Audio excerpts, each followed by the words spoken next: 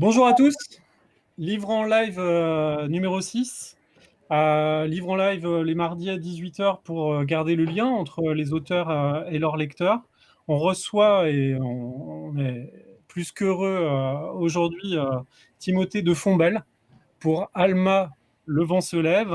Et on est accompagné aussi d'Ingrid Olivier, responsable du rayon jeunesse à Lille, au Furet de Lille. Timothée de Fontbelle, bonjour. Ah oui, j'oublie toujours une chose. Merci à ceux qui nous suivent. Et si vous avez des questions à poser, n'hésitez pas à les poser dès maintenant. On en sélectionnera un certain nombre à la fin pour les poser à Timothée de Fontbelle. Et donc, Timothée de Fontbelle, bonjour. Comment allez-vous? Eh ben, ça va bien. C'est un vrai bonheur de sortir de sa caverne après quelques mois là. Et je sors en plus pas les mains vides parce que je sors de la grotte avec Alma qui voilà. Et je suis pas mécontent de ce sous-titre Le vent se lève, Ouais. qui est un peu ce dont j'ai envie en tout cas, ou ce dont on a envie dans ce moment-là. Donc je suis très heureux. Et en plus, c'est une toute première rencontre avec les lecteurs pour moi. Et donc, je me réjouis vraiment. Alors, on va essayer d'être bon. Pour ceux qui ne vous connaîtraient pas, Timothée de Fontbelle, donc vous êtes romancier pour la jeunesse et dramaturge. On compte dans votre bibliographie deux dystopies presque de diptyques, presque mythiques. En 2006, Toby Loneliness, je crois que vous m'avez dit tout à l'heure qu'il était dans sa 32e langue de traduction cette année. Et puis Van Gogh en 2010. Vous avez eu aussi des romans qu'on dit one-shot, hein, comme le livre de Perles. Et puis quelques albums, dont un qui est paru en février, Le jour où je serai grande, dont on parlera peut-être tout à l'heure. Et puis là, donc vous êtes une figure majeure de la littérature jeunesse. Vous y occupez une place très singulière. Vous êtes illustré depuis Toby Loneliness par une autre figure singulière de la jeunesse, François Place. Et là, donc, vous venez de faire paraître, enfin, la parution était un petit peu décalée, Alma, le vent se lève, un roman magnifique, un projet au long cours. Ah, il n'y a plus personne. Ah non, vous êtes là. Non, non, je suis là, je suis là. Là. C'était juste parce que la couverture s'est affichée, non? Vous étiez là, il n'y a pas eu de Oui. Oui, peut-être que c'était la Bon, couverture. donc je disais un roman magnifique, un projet au long cours. Pour commencer, Timothée de Fontbelle, j'étais libraire jeunesse au moment de la sortie de Toby Loneliness, hein, qui a été un vrai événement dans ce monde éditorial. Et je me souviens du début du livre où vous disiez que l'idée, alors vérité ou légende, vous était venu comme ça un jour allongé sous un arbre et que le projet du roman vous était apparu. Est-ce qu'on peut savoir d'où vient le projet d'Alma et quand l'idée de ce roman magnifique a démarré? Alors, un jour, il faudra que j'arrête de dire que tous mes projets trouvent leurs racines dans l'enfance, et que chaque projet est un projet de vie qui m'occupe depuis 30 ans, parce qu'on ne va plus me croire. Mais je le jure, pour Alma, c'était vrai aussi pour Toby, et aussi pour Van Gogh, et puis pour quelques autres. Mais voilà, croyez-moi sur parole. Pour Alma, c'est né quand j'avais 13-14 ans. J'ai habité en Afrique 2 années. J'habitais en Côte d'Ivoire.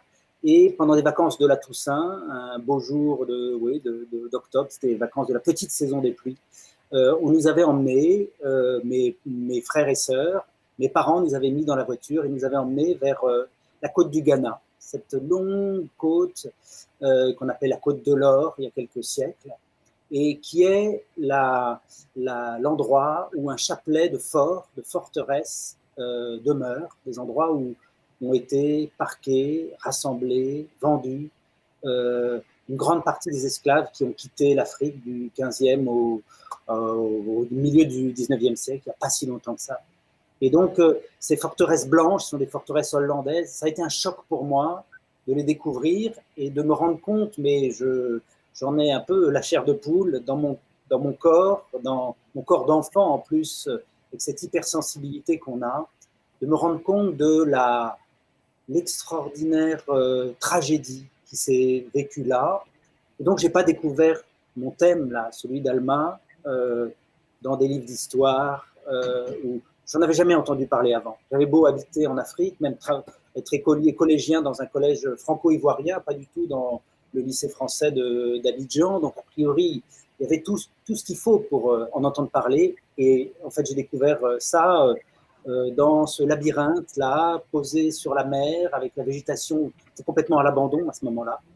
Et je crois que c'est là que c'est né. Et ensuite, et j'aurais jamais écrit ce livre-là si j'avais pas vécu ce choc-là. Et ensuite, il y a un deuxième temps qui est le temps long. Pendant des années, j'ai accumulé peut-être aussi les connaissances, mais aussi l'urgence pour me dire un jour qu'il fallait que je le raconte. Je sortais du livre de Perles en 2014. Et je me suis dit, cette fois, je ne peux plus reculer. Il faut avoir le courage parce qu'il faut trouver le moyen de raconter cette histoire et qu'elle passe. Il faut trouver aussi la légitimité qu'on ne se sent pas forcément quand on est un auteur blanc du 21e siècle, un homme alors que c'est une héroïne. Et j'ai eu un moment d'inconscience qui fait que je me suis lancé dans l'aventure. J'ai oublié dans votre présentation qu'en 2019, vous aviez fait une petite incursion, excusez-moi, dans le roman adulte avec Neverland chez l'Iconoclaste. Je rattrape mon oubli. J'ai pas voulu présenter Almash. J'aimerais bien que ce soit vous qui le présentiez, comme vous aimez le faire. Enfin, quand vous avez à en parler. Qu'est-ce que vous aimez en dire? Parce que j'ai pas envie qu'on parte forcément tout de suite sur un sujet qui peut rebondir avec Ouais, ouais. l'actualité. Non, non, non, non. Comment vous présentez ce personnage, ce roman, ce projet? Parce que c'est un projet au long cours. Ce que je sens, c'est que euh, j'ai besoin de me choisir mon territoire quand j'attaque un projet. Pour Toby, c'était l'arbre, cet arbre immense, légendaire presque. Pour Van Gogh, c'était le monde, parce que j'avais envie de descendre de mon arbre. Pour le livre de Perles, c'était ce rapport entre le conte de fées et le réel, et l'histoire avec un grand H. Là, ce que je voulais raconter, c'était l'Atlantique du XVIIIe siècle et les drames qui s'y sont passés. Et je voulais pour ça que ça démarre d'Afrique. Et donc, je voulais le point de vue de cette jeune héroïne africaine de 13 ans au début de l'histoire, Alma, qui fait partie du peuple Oko, au fin fond d'une vallée, qui tout à coup, une fois arrachée à ce paradis perdu où vit sa famille, va se retrouver dans le tourbillon de la traite des esclaves, des captifs d'abord qui deviendront esclaves, euh, et dans tout ce qui fait l'Atlantique entre donc l'Afrique, l'Europe, l'Amérique, les Caraïbes. Donc je voulais raconter généreusement, c'est le début d'une trilogie, il faut que je prévienne dès maintenant.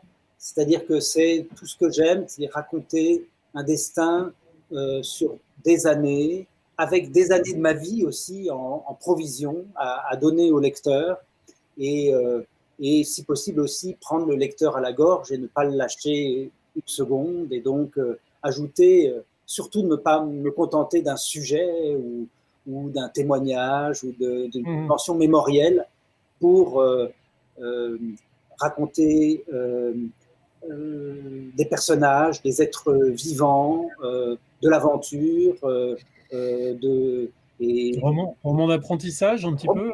Oui, roman d'apprentissage, ça, en fait, je trouve, j'y pensais il n'y a pas très longtemps, que la littérature jeunesse, on ne la met pas dans cette littérature d'apprentissage qui fait à peu près la moitié de la littérature européenne, quoi. Quand on y pense, qu'est-ce que voilà, que ce soit Le Rouge et le Noir ou Le Lys dans la vallée, enfin, tous ces romans sont des romans d'apprentissage. Pourquoi on ne met pas la littérature jeunesse aussi dans ce... Il n'y a rien qui parle autant d'apprentissage. Donc oui, un personnage qui est loin d'être un héros, qu'on jette dans le bouillon du monde et qui va devoir l'affronter, le découvrir, grandir. Voilà. Ingrid, tu veux poser une question? Oui, alors justement, on parlait de romans d'apprentissage. Alors c'est vrai que vos héros, enfin, il y a toujours un rapport à l'enfance qui est particulier dans vos histoires, hein, pas que dans les romans, même dans Wonderland, pour la littérature, pour le public adulte, vous parlez aussi de l'enfance. Et c'est vrai que ces romans d'apprentissage, il y a moi, ce qui me frappe, c'est qu'à chaque fois, ce passage, le fait de grandir, le passage à l'âge adulte, Enfin, il est toujours, assez violent, je trouve. Il y a toujours voilà, une fuite. Il y a toujours le renoncement à sa famille, à sa terre. Enfin voilà, c'est assez, c'est récurrent et Ouais, c'est fait de rupture, sur, c'est Ouais, j'allais dire. ouais, ouais. Et exactement.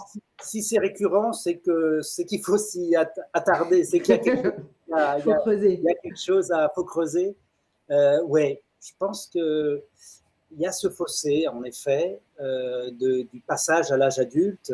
Euh, je pourrais d'ailleurs dans chaque livre essayer de chercher, ça m'intéresserait de regarder quel est le moment de ce passage, ce moment où tout à coup on fait, il y a cette faille là, sismique vraiment, et on l'enjambe. En tout cas, je sais à quel moment elle est dans ma vie, dans ma propre vie, donc je sais qu'elle existe, que cette faille existe un peu dans toute vie. D'ailleurs, dans Neverland, dont vous parliez, il y a un moment où je dis, moi j'ai gardé ce contact avec l'enfance et je peux même hésiter sur le moment où je suis passé à l'âge adulte. Je me dis, tiens, est-ce que ce serait à ce moment-là? Est-ce que c'est quand on tombe amoureux? Est-ce que c'est quand on perd une personne proche? Est-ce que c'est quand on est la première fois où on dort seul dans une maison? Est-ce que c'est un luxe de pouvoir se poser ces questions. Et dans Neverland, je fais très attention, je dis bien que je veux aussi embarquer avec moi ceux qui savent de manière brûlante, de manière terrifiante, quand a été ce passage. Et que ces gens-là voilà, je considère que c'est un privilège de même ne pas être sûr, comme moi je le suis, que je suis sorti de l'enfance. Voilà, c'est ce que je dis aussi dans Neverland. Dans le meilleur des cas, on fera semblant d'être grand toute sa vie. Et est-ce que, comme Alma, en quittant l'enfance, vous avez gardé un objet fétiche, comme un arc et une flèche en bois, parce qu'elle ne s'en sépare jamais, et c'est le symbole de quelque chose, justement, de son apprentissage aussi dans la vallée. Enfin, je trouve que tous ont quelque part une petite part d'enfance qui traîne avec eux, comme ça. Oui, c'est vrai. Ah oui, oui, j'en ai un certain nombre. Mais j'ai eu la chance aussi d'avoir des lieux, qui sont les lieux de mon enfance, où j'ai passé mes vacances, ce sont des lieux qui existent toujours, ce qui est souvent pas le cas. Et je ne pense pas simplement à une amie syrienne, par exemple, qui a sa ville de Raqqa qui n'existe plus, où elle a grandi, mais même la vente d'une petite maison où on a vécu, même tout ça, ce sont sont des cassures, alors qui peuvent aussi maintenir le rêve en vie. Hein. Je pense Mhm. que ça peut faire une réserve naturelle de notre enfance. Mais j'ai la chance, moi, que ces lieux existent et que je peux y retourner. Je peux y retourner. Donc, c'est peut-être, si vous me demandiez un objet fétiche, ça serait plutôt des lieux fétiches que Mhm. des objets. Euh, mais je pourrais faire un album, une collection, comme la collection de Monsieur Perle dans mon livre de Perle, là, qui rassemble des, des reliques sorties des contes de fées pour prouver Mhm. ce monde existe bien. Pour revenir au début, dans ce roman, on converge vers l'Afrique avant de partir pour l'Amérique, et on converge vers l'Afrique de plein de manières différentes, et notamment, vous l'avez évoqué, hein, c'est la navigation au 18e.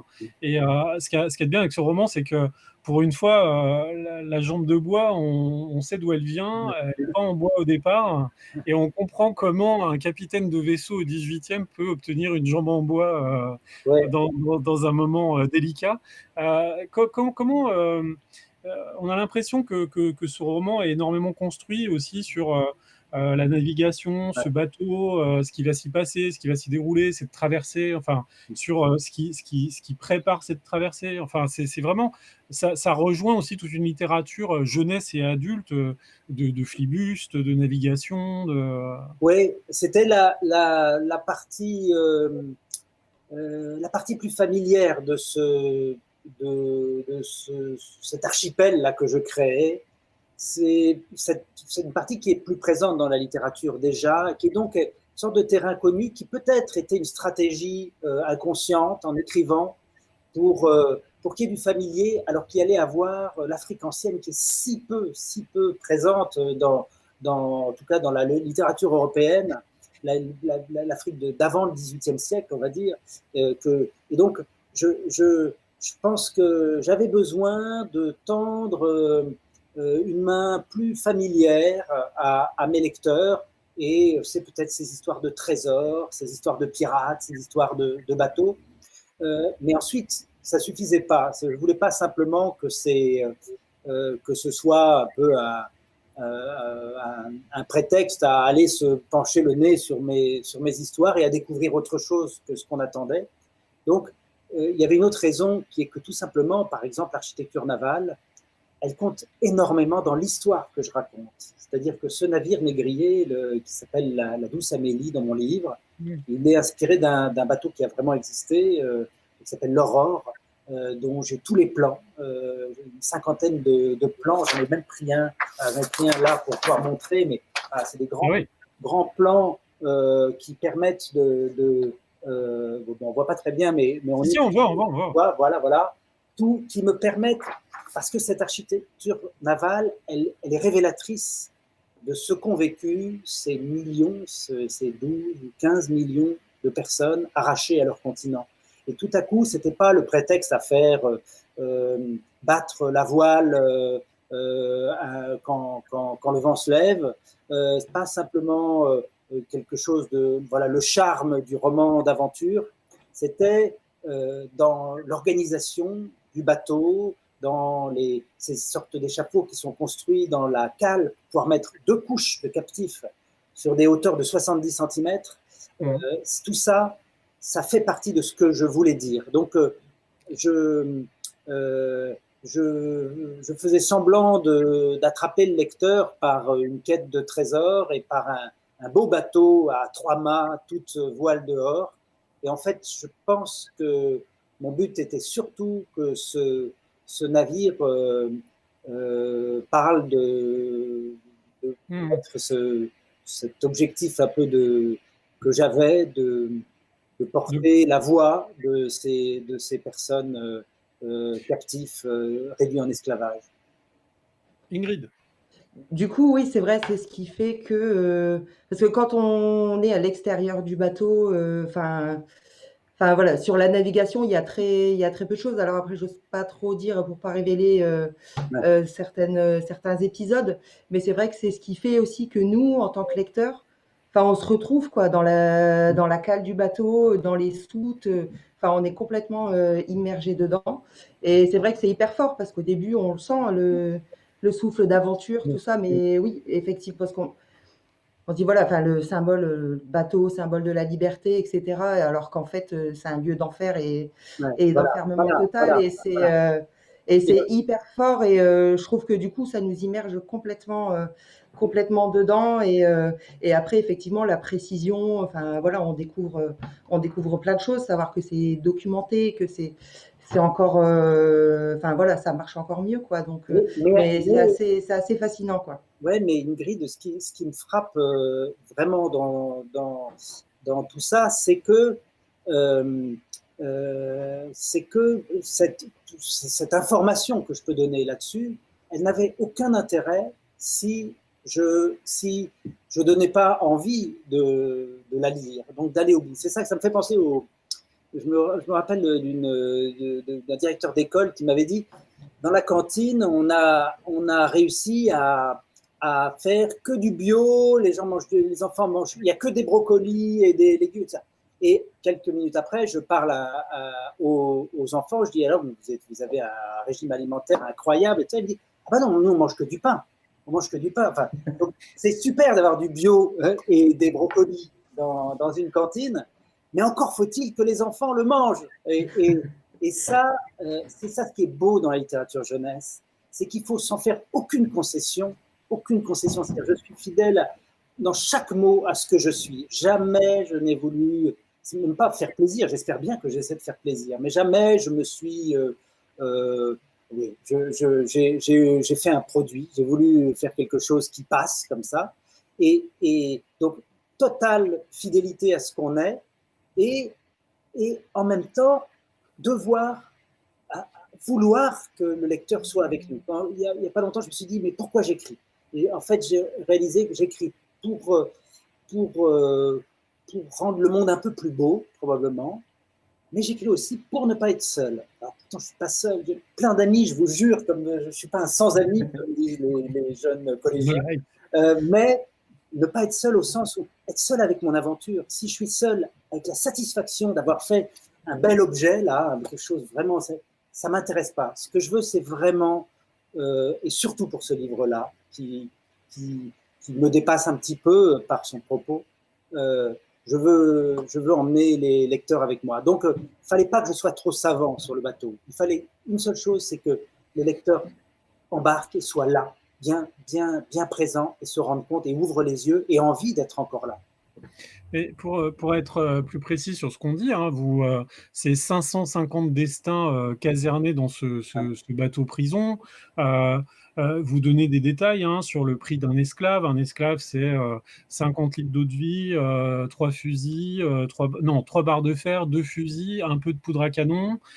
Vous expliquez comment, en 2 pages, comment ce commerce triangulaire il n'y a aucun argent dedans, c'est une espèce de troc, mais explicité dans le détail et dans l'économie profonde de chaque pays.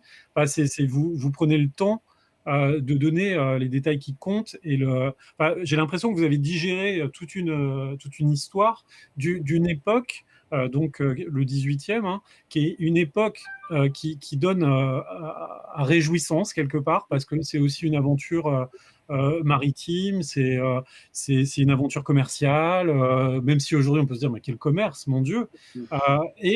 Mais c'est aussi un siècle horrible où pour finalement apprécier, comme vous le dites, un joli goûter avec de la confiture, un peu de sucre, un chocolat, on met en esclavage en fait des millions de gens. Je crois que c'est 2,5 millions de personnes qui ont été déportées.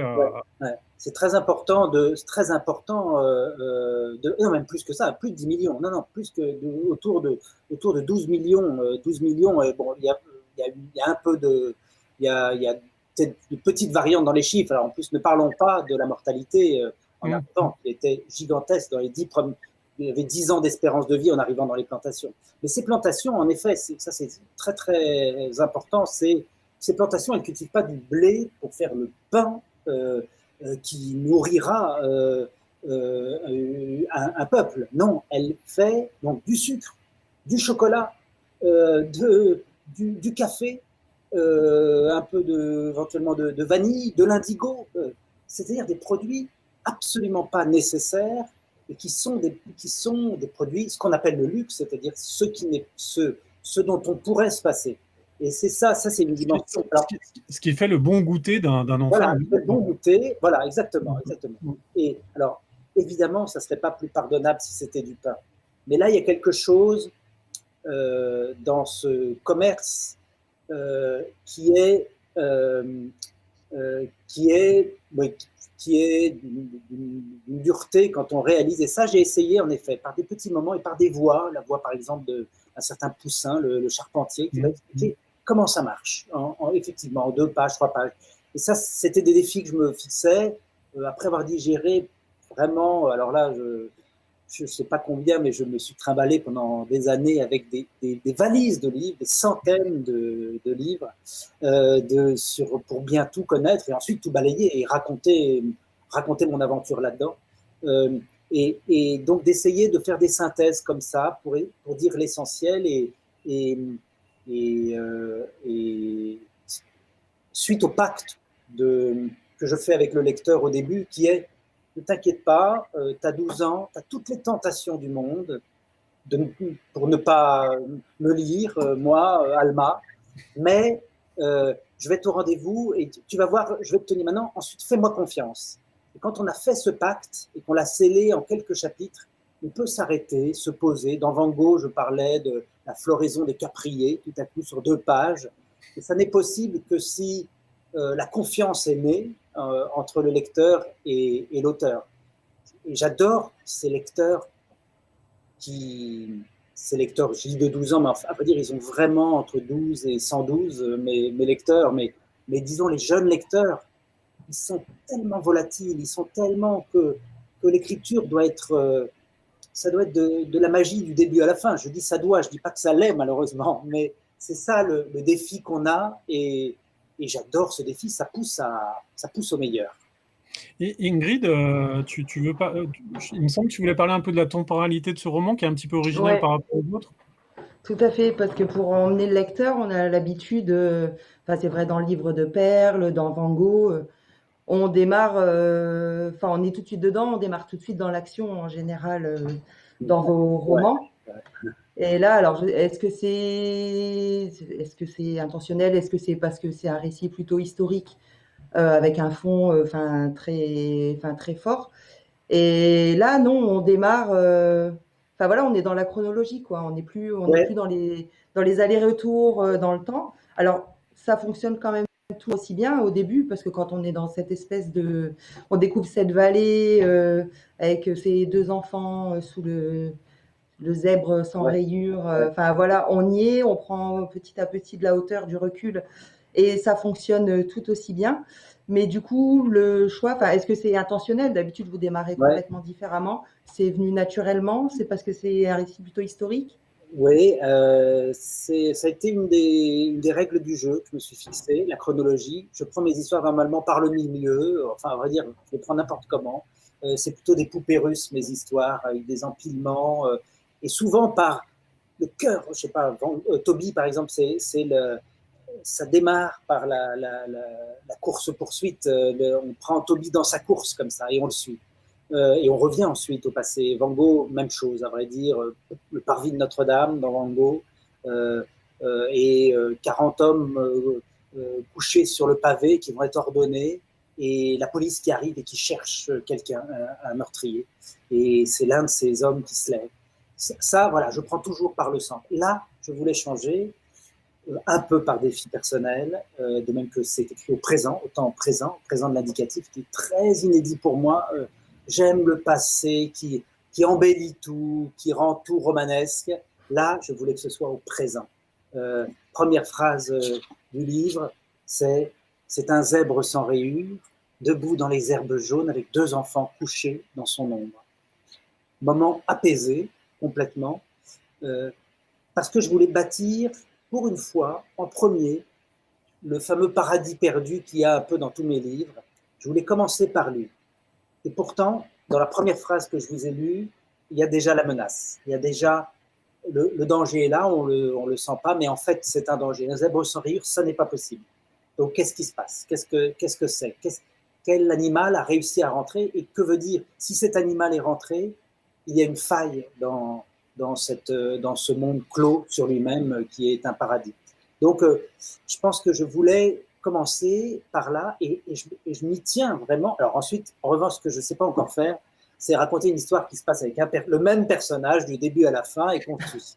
Ça, je vais progresser, mais je ne suis pas prêt pour faire le 1917, là, le film sur les grandes Ouais. batailles qui a été fait l'année dernière, qui est en fait un plan en séquence, du début à la fin. Je ne pourrais pas faire ça parce que j'ai besoin malgré tout du côté puzzle de mon histoire. Donc, dans l'espace, là, je n'arrive pas à faire un seul lieu, unité de lieu, mais dans le temps, j'ai presque tenu ma parole avec quelques récits, malgré tout au passé, qui racontent l'histoire de ce peuple local, mais qui arrivent très tard dans mon projet. Je pense que je voulais une très grande clarté dans cette histoire qui se passe dans un siècle qui nous paraît lointain. Euh, et donc, je voulais quelque chose de... oui, je voulais vraiment ne pas compliquer ma mécanique. Et en fait, ça rend la mécanique encore plus compliquée parce que raconter de manière chronologique, il faut vraiment faire de la bijouterie, de la joaillerie. Pour rester un petit peu dans l'écosystème du livre, comme vous l'avez évoqué tout à l'heure quand on a échangé, vous avez parlé du peuple local. On ne va pas révéler qui il est, puisque c'est un peu la révélation finale par le chant du roman. Mais par contre, vous avez évoqué plusieurs fois l'Afrique ancienne, l'Afrique des royaumes. On parle du peuple Oko. Alors, il y a des peuples qui ont des noms comme Fanti Oui, ou Chama. oui. Euh, comment, alors, est-ce que il y a un peuple qui vous a inspiré, le peuple local, et comment vous, alors il y a aussi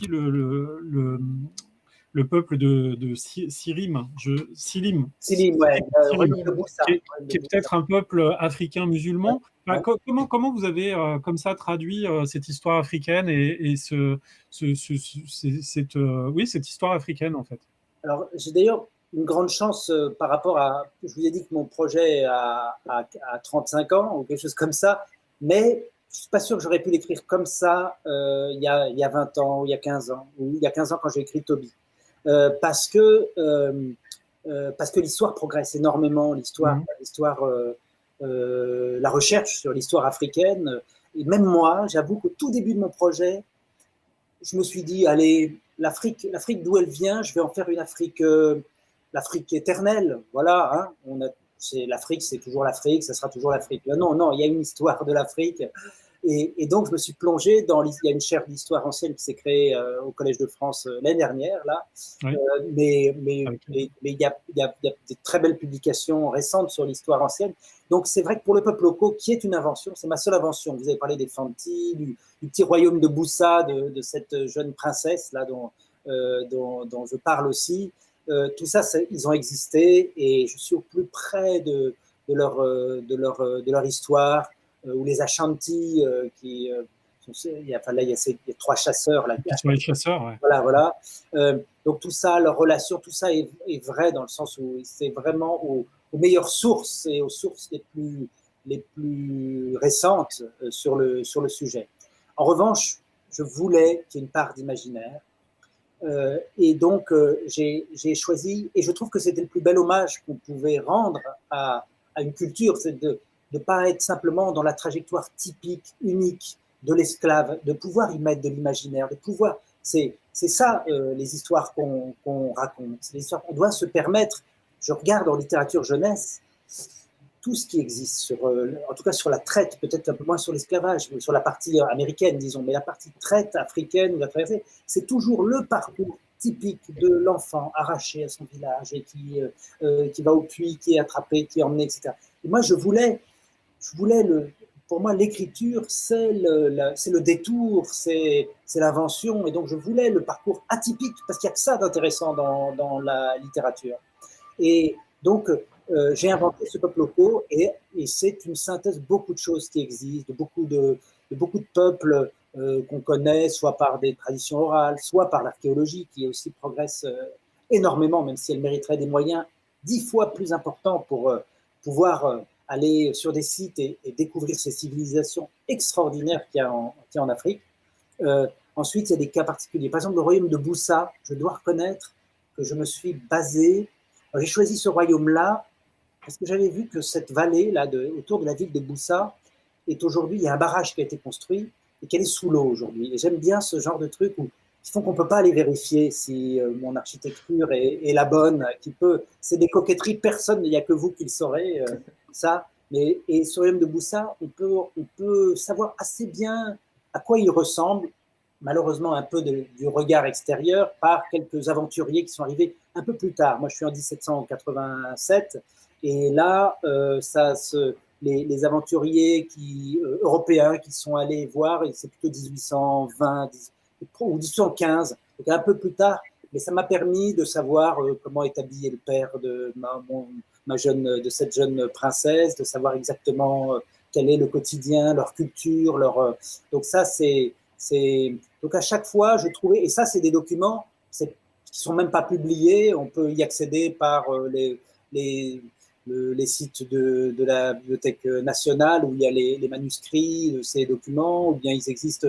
Ça c'est extraordinaire aussi à quel point on a accès à des documents incroyables. Il y a une île à un moment, l'île de Zaché dans le livre. C'est une île que j'ai trouvée, dont j'ai découvert l'existence par des livres de bord de capitaines de navires qui parlaient de ce nom français d'une ville qui s'appelle Desecheo, normalement en espagnol, qui est au large de Saint-Domingue et qui devient mon île au trésor, on va dire. Et cette île-là, ensuite, quel bonheur, après avoir trouvé dans des documents du 18e non disponibles en livre et tout ça, de les trouver, et ensuite aller sur Google Earth et de pouvoir aller faire descendre, aller me poser sur sur ce territoire-là. On est dans une très belle époque, il ne faut pas l'oublier quand même. Ingrid, une question ou Oui, alors oui, il y a ce passage-là, au fur et à mesure, quand on découvre cette tribu Oko, enfin voilà, l'histoire est juste magnifique. Mais quand même, globalement, il y a toujours cette frontière qui est très ténue entre le réel et l'imaginaire. On bascule, enfin sans s'en rendre compte, on bascule très souvent d'un monde à l'autre chez vous. Et c'est quoi cette nécessité que vous avez d'apporter ça le rêve, j'imagine, Ouais, enfin, nous faire ouais, rêver. il y a le rêve, Mais c'est vrai que il y c'est... a, il y a quand même la magie du réel. Moi, je suis parti, c'est pas pour rien que j'écris Toby Loveless en premier, c'est que j'avais rien à inventer. Il suffit que je réduise les personnages, ils mesurent 1,5 mm, et tout devient immense. Un moustique peut vous vider de votre sang. Les dangers sont là, il n'y a pas de dragon à inventer. Il y a pas de... Moi, j'aime chercher la magie du réel. Dans Van Gogh, je cherchais la magie de l'histoire un peu. Alors là, il fallait, là, il y a encore cette histoire de stratégie. Puisque je voulais parler de ce temps-là et de ces gens-là, de ces personnes-là, c'est la première fois que j'embarquais avec moi des visages, des personnes oubliées dont je voulais parler. Normalement, je me défends de toute idée de témoignage, de toute idée même didactique d'enseignement. Je ne cherche pas à apprendre des choses aux gens. Là, je dois reconnaître que je voulais ouvrir les yeux sur ce qui s'est passé.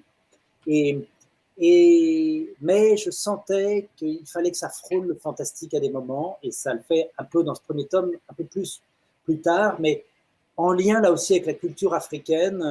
Je suis parti, je ne veux vraiment pas en dire trop, mais je suis parti des talents qui fondent le village africain, la chasse, le chant, la guérison, la guerre, etc. Et je suis parti de ces talents-là et je les ai condensés dans un peuple qui se raréfiait, le peuple lui-même se raréfiait. Et là, tout de suite, on est dans la limite et quand on a ce don du jardin, tout à coup, quand on se lève, il y a de la mousse et de la verdure qui a poussé sous nous. Et c'est tout simple, c'est des petites apparitions comme ça, et qui pourtant, pour un raconteur d'histoire, ça a encore plus de possibilités que le super pouvoir de Batman, ou que j'ai jamais bien compris. Enfin, jamais bien compris le super pouvoir de Batman, exactement. Il a une belle bagnole. C'est une bonne nouvelle, c'est Il que n'en vous a n'avez pas de pas. problème avec votre père, les relations sont apaisées. Ah oui, c'est ça, c'est ça. Alors rapidement, parce qu'il y a des questions, Ouais.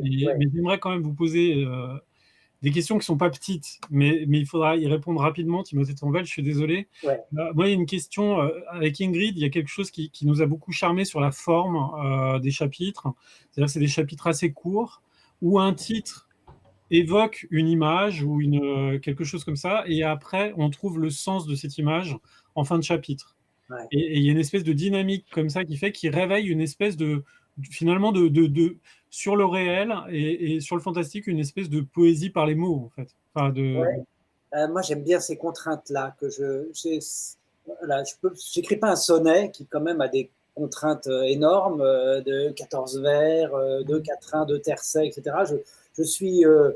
Donc, je peux bien me permettre je peux bien m'obliger à quelques contraintes. Et c'est des contraintes qui ont un rôle poétique. Donc, en effet, là, pour répondre vraiment brièvement, je dirais que ce titre qui correspond, et on découvre à chaque fois, au dernier mot de ce chapitre, c'est quelque chose qui referme le chapitre comme une petite unité poétique. Il y a quelque chose d'un peu magique là-dedans, dans l'annonce. C'est comme l'annonce du futur, un peu. Il y a quelque chose et je ne sais pas pourquoi, j'ai l'impression à chaque fois d'une fleur qui se referme, et c'est un jeu, hein, c'est un jeu qui n'est pas évident. D'ailleurs, je me suis fixé cette règle-là, et en même temps, pour que le titre du chapitre ne soit pas absurde et ne soit pas simplement une invitation à la rêverie, mais parle de ce chapitre. Mais ça m'a beaucoup intéressé. Il y a aussi que j'ai écrit déjà 3 sagas au moins et pas mal de romans, etc. Et qu'il faut que je me mette, faut que je prenne des risques, faut que je me fixe des défis parce que c'est ça qui me donne envie d'avancer. En tout cas, on pourrait faire une liste à l'après-vert avec tous les titres de chapitres. Ça donnerait un petit peu C'est vrai. l'air et l'atmosphère de ce premier tome. On va passer aux questions. J'en ai une dernière et j'y tiens, Timothée de Fombelle, parce qu'on ne vous a pas non plus tous les 15 jours. Ingrid a évoqué ce rapport à l'écriture entre la fable et le récit. Moi, j'ai l'impression que c'est quelque chose que vous partagez avec votre illustrateur François Place. Et parce que, pareil, il a une œuvre aussi comme ça qui est un petit peu à cheval ou entre deux mondes comme ça, et où le réalisme a autant de place que l'imagination. Et j'aimerais savoir comment vous travaillez avec François Place et comment vous avez travaillé sur ce livre-là, parce que moi, j'y vois vraiment aussi presque une espèce de crochet avec l'illustration du 18e. Enfin, voilà, C'est vrai.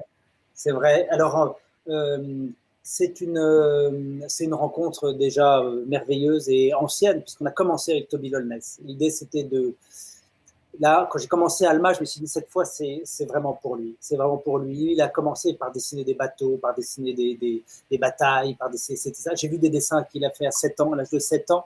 Il y avait déjà tout ça, son côté miniaturiste et sa connaissance. Il fait à main levée ces navires absolument extraordinaires. Et moi, pourtant, je les connais, mais par cœur. Normalement, j'aurais dû être déçu. J'avais 100% de chance d'être déçu en les voyant parce que je connaissais la distance entre le petit canot suspendu au-dessus du pont, etc. Vous avez visité plusieurs fois l'Hermione, hein, vous m'avez dit. Oui, oui, tout à fait. J'ai passé du temps sur l'Hermione, donc je savais tout ça.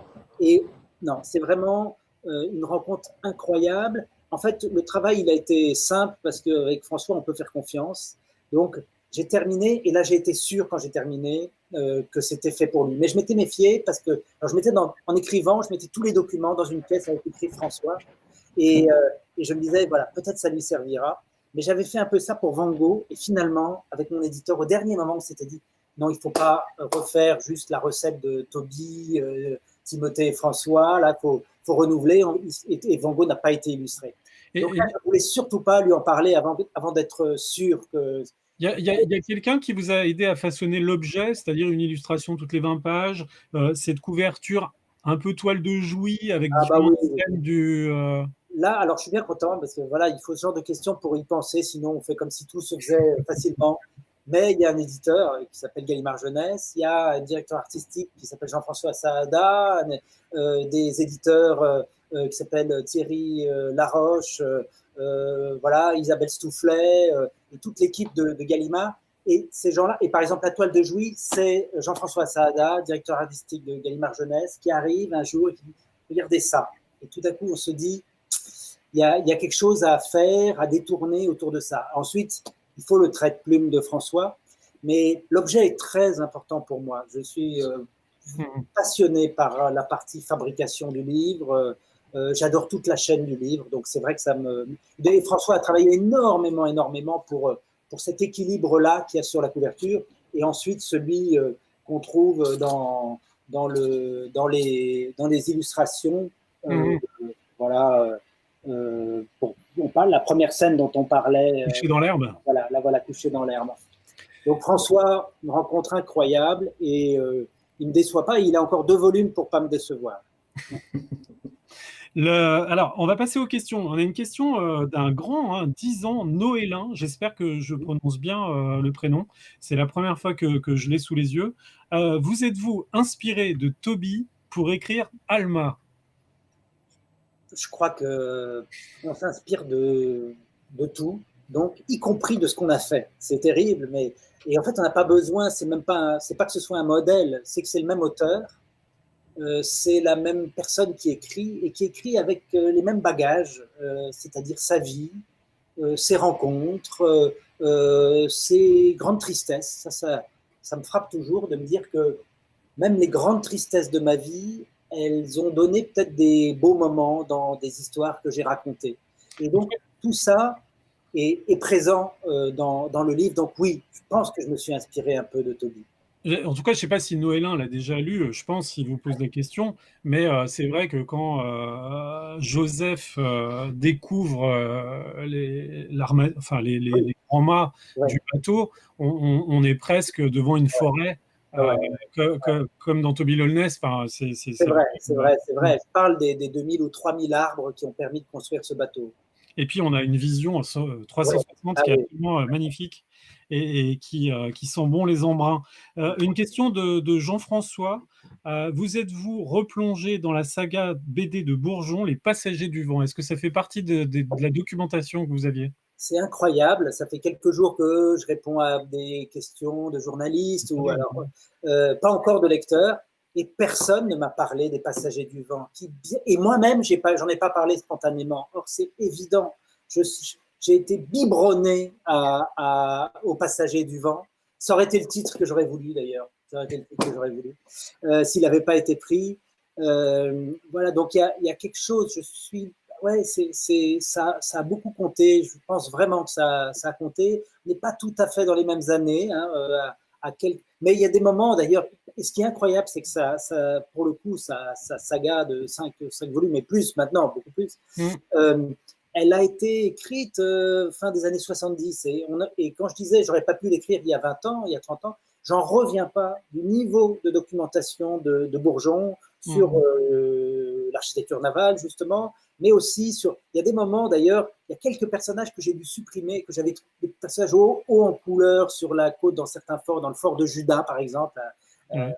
Ouida, là, et qui est un ancien gouverneur du fort, et que j'ai Ingrid. qui portait le même nom, c'était le même que celui que Bourgeon, en relisant Bourgeon, je me suis dit, alors c'est le même, et donc je ne l'ai pas mis parce que je ne voulais pas quand même trop me trahir et trahir mes maîtres. Une question de Silver. Vous avez écrit deux diptyques, Toby et Van Gogh. Qu'est-ce qui diffère dans le fait d'écrire une trilogie? Dans quelle mesure les deux autres tomes sont-ils déjà construits dans votre esprit? Alors moi, je sais la réponse, mais je vous laisse répondre. Ils sont construits. On a un peu parlé d'architecture navale, mais l'écriture est une architecture aussi. Et j'ai besoin de savoir où je vais jeter les piliers, le deuxième et le troisième pilier, avant de commencer à construire mon pont pour cette grande traversée. En revanche, je laisse de la place au moment de l'écriture. Je suis en train d'écrire, je suis en train d'avancer sur le deuxième tout en construisant le troisième. Euh, et et je ne peux pas. J'ai un copain auteur qui me disait que lui, quand il a construit l'histoire, il aimerait bien que quelqu'un d'autre l'écrive. Moi, je détesterais ça. J'aime le moment, j'aime construire, c'est sûr, mais le moment de l'écriture, c'est là que la magie se passe. C'est là que on voit si ça tient ou pas, si les bases, si le pilier est solide. Donc, j'ai beaucoup de. J'ai tous mes plans, j'ai mes cahiers, voilà, bien remplis des plans de la suite. Et je laisse de la place aussi à l'imprévu, comme tous les feuilletonistes de C'est la. c'est peut-être un petit peu indiscret, mais j'ai lu que votre père était architecte. Il y a quelque chose de l'ordre un petit peu de l'héritage familial, Ouais. En tout cas, ouais, de la fabrique, il était architecte, il était aussi bricoleur, il était plombier, maçon, il était un peu tout ça. Et je sais que pour moi, écrire un livre, c'est faire quelque chose de mes mains. Vraiment, il y a quelque chose de, c'est fabriquer quelque chose. Et quand un lecteur qui m'a demandé, est-ce que je pourrais faire autre chose, un autre, parce que je pourrais arrêter d'écrire un jour, et je crois que je pourrais si je faisais quelque chose de mes mains à la place, si je peignais, si je. d'où l'idée d'avoir aussi un atelier d'écrivain, Oui, ça un lieu, quoi. Enfin, c'est pour dédramatiser l'écriture. C'est j'arrive dans mon atelier, je dis bah, il est fait pour quoi cet atelier? Il est fait pour écrire. Alors je m'assieds et j'écris. Je me demande pas suis-je inspiré, ai-je assez de whisky, est-ce que les muses vont me visiter? Non, je suis comme un artisan qui ne doit surtout pas être bourré pour écrire, qui ne doit surtout pas attendre les muses pour rafistoler la chaussure s'il est cordonnier. Et ça, le lieu compte pour ça. c'est y aller tous les matins, comme aller au travail. Ouais, c'est ça, c'est ça. Ouais. Et puis sortir de chez soi, mais c'est un luxe aussi. Hein. Je me rends compte que c'est une chance de pouvoir, pour l'instant, en tout cas, garder ce lieu-là. Une question encore de Francis. Lorsque vous écrivez, Ciblez-vous systématiquement les jeunes ou destinez-vous vos textes à tous les âges? Je suis, je pense aux jeunes lecteurs. C'est-à-dire, je lui demande de temps en temps, tu es toujours là. Enfin, je lui demande dans ma tête, hein, je lui demande au lecteur de 13 ans, je lui demande, est-ce que tu me suis toujours? J'ai une attention à ce lecteur fictif, à lui, mais j'ai bien l'intention que son père, sa grand-mère, sa tante s'emparent du livre aussi, parce que les seules règles de la littérature jeunesse, c'est peut-être une forme de clarté, une manière d'écrire qui cherche pas à semer le lecteur en chemin, c'est peut-être ça, mais pas beaucoup plus. Et ça, pour moi, c'est les règles de la littérature en général. Donc, il n'y a pas tellement de, il y a pas grand-chose qui. Je pense que même d'ailleurs sur la couverture, on n'a même pas écrit Gallimard Jeunesse, on l'a un peu planqué sur le dos du livre, là, parce que j'espère que ce livre s'ouvre voilà, est ouvert à chacun. Mais je pense, je ne renie pas le jeune lecteur. Je veux que ce livre lui ouvre les bras. Mmh. Quelle relation vous entretenez avec, on va dire, le monde un petit peu de l'imaginaire jeunesse, et est-ce que vous faites des lectures de littérature jeunesse, ou c'est très Alors, occasionnel ou... je lis plein de choses différentes et j'ai toujours lu plein de choses différentes. Même enfant, je lisais, je prenais la bibliothèque de ma grand-mère de en haut à gauche à en bas à droite sans regarder pour qui c'était. Mais c'est vrai que j'ai dû faire une pause dans la littérature jeunesse entre 17 et 30 ans, au moment où je me suis mis à Van Gogh. Un peu, peut-être je me prenais trop au sérieux, peut-être, voilà. Et j'ai raté sûrement quelque chose, dont Harry Potter, j'ose le dire, c'est la première fois que je l'avoue, mais j'ai raté à ce moment-là. Je suis en train de rattraper petit à petit pour pas être mis dehors par ma fille. Sacré coming out, hein, quand même. Ah ouais, énorme truc aujourd'hui, devant les lecteurs du Furet et de Deux Citres. Ouais, ça là, pénitence, quoi, pénitence. Ça tombait dans ce creux-là. Et aujourd'hui, j'avoue que je lis beaucoup de littérature jeunesse. Enfin, j'avoue, il n'y a pas un aveu terrible.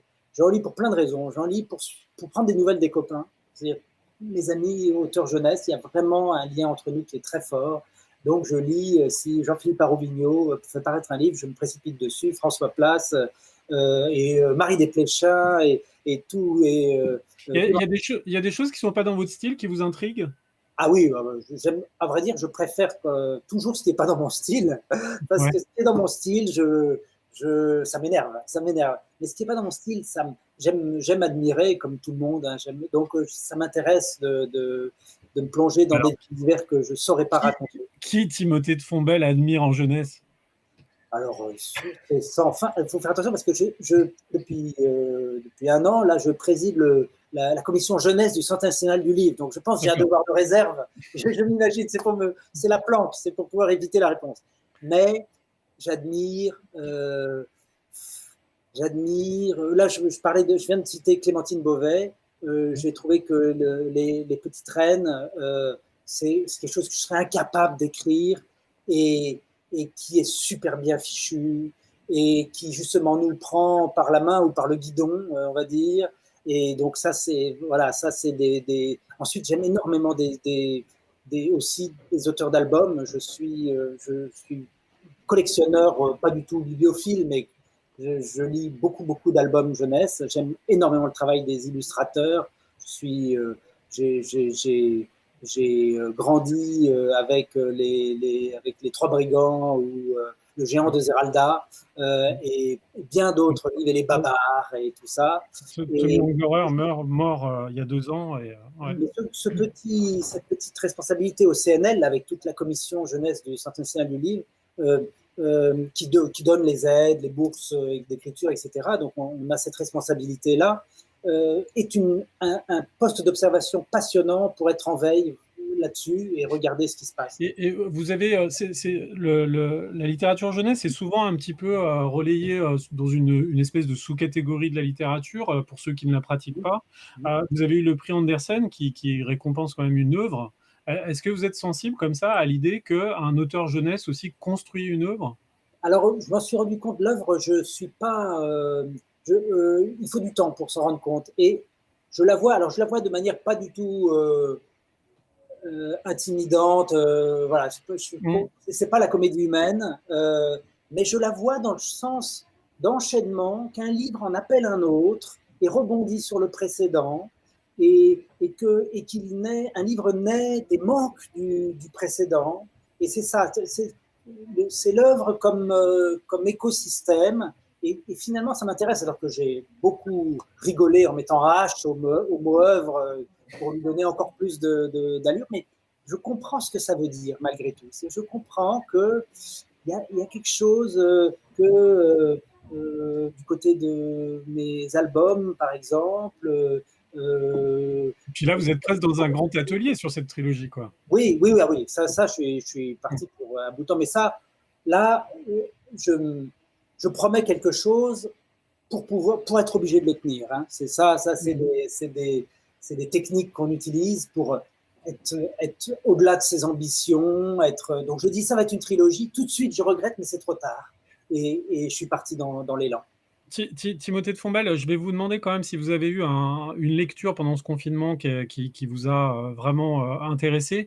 Avant, je vais rappeler aux gens qu'on aura un autre rendez-vous jeunesse la semaine prochaine avec la collection Exprime, Thibaut Bérard et 2 de ses auteurs, où on parlera un petit peu de young adulte. Je rappelle aussi que votre livre, on peut aujourd'hui aller en librairie, on ne peut pas encore faire de rencontres, on les fait en live, mais on peut s'il y a des gens qui craignent encore, qui ont un petit peu peur d'être dans un endroit confiné ou enfermé quelque part avec d'autres gens, on a aussi 2 sites Réfuré qui ont des sites où on peut commander les livres. Et en tout cas, votre livre est bien placé et en tout cas très bien accueilli par nos libraires. Timothée de Fontbelle, une lecture peut-être pendant ce confinement. Est-ce que vous avez eu le temps de lire un livre qui vous a intéressé et que vous conseillez Alors, j'ai beaucoup. Attendez, ça part, voilà. J'ai beaucoup lu. Ça, c'est quand même un des effets collatéraux des catastrophes, c'est que le confinement convient à la lecture. Peut-être que si l'après-confinement aussi, parce qu'on est c'était cette sorte de ralentissement qui nous permet aussi de nous recentrer. Ou dans toutes vos recherches, est-ce qu'il y a une pépite vraiment, Alors, enfin, dans toute oui, cette documentation, est-ce qu'il y a un livre vraiment que vous oui, conseillez, il y a un soit livre. sur le sujet, soit sur Ouais, il y a un livre, je pense à un livre qui est un livre de Jacques Roumain, qui est un livre. Alors tout d'un coup, j'ai un doute sur c'est de Jacques, c'est Commandeur de la Rosée, oui, je crois que c'est Commandeur de la Rosée, qui est un livre extraordinaire. Donc Jacques Roumain, auteur haïtien des années 40, qui a écrit ce livre sur le retour d'un homme qui est parti travailler je pense que c'est à Cuba, et qui revient. Et bizarrement, ce livre-là, parle plutôt du XXe siècle de Haïti, donc de l'ancienne Saint-Domingue, qui est quand même mon terrain d'aventure pour en tout cas la suite de l'écriture. Cet auteur haïtien-là, pour moi, capte tout ce que j'ai voulu essayer de traduire de la mémoire de l'Afrique, malgré la traversée, de la mémoire des ancêtres, de l'importance de l'eau. C'est une sorte de Manon des sources haïtien. Et c'est un livre sublime, une histoire d'amour absolument magnifique, un peu tragique, je dois en convenir. Mais donc c'est Gouverneur de la Rosée, Commandeur, Gouverneur. Et c'est un très très très beau livre. Je voulais conseiller à ceux qui nous suivent un livre paru chez Liana Levy, mais qui vient de sortir en poche chez Folio il y a 2 ans, qui était la lecture préférée de Barack Obama. Je l'avais suivi dans son conseil. C'est Washington Black. Si ces questions un petit peu de mémoire, de la traite ou des choses comme ça vous intéressent, c'est vraiment aussi un roman d'aventure, puisque c'est un garçon qui va s'affranchir en quelque sorte par l'étude, par les sciences, devenir naturaliste après avoir été affranchi. On s'est évadé d'une drôle de manière en ballon, et c'est vraiment un livre magnifique. Et on oublie souvent que parfois, pour les minorités, avoir un métier dans la recherche ou dans une profession un petit peu préservée leur a permis aussi un affranchissement à plus d'un niveau, à plus d'un titre. Voilà. Et puis, Timothée de Fontbelle, il me reste vraiment à vous remercier et vraiment à inciter à... On ne vous voit plus, c'est un peu dommage. Peut-être qu'on peut vous revoir parce que là, on voit que Washington Black chez Liana Levy, mais on ne vous voit plus. Je voulais juste vraiment vous remercier parce que ça a été vraiment un plaisir de lecture et j'espère que les lecteurs vont s'emparer de votre livre. Je remercie aussi Ingrid pour sa lecture, sa sympathie et les échanges qu'on a pu avoir sur votre livre. Et puis, merci à toi, merci à Timothée. Rendez-vous la semaine prochaine si le déconfinement vous laisse encore un petit peu de temps pour apprécier la littérature jeunesse. Merci. Et merci à tout le monde. Au revoir. À bientôt. Au revoir.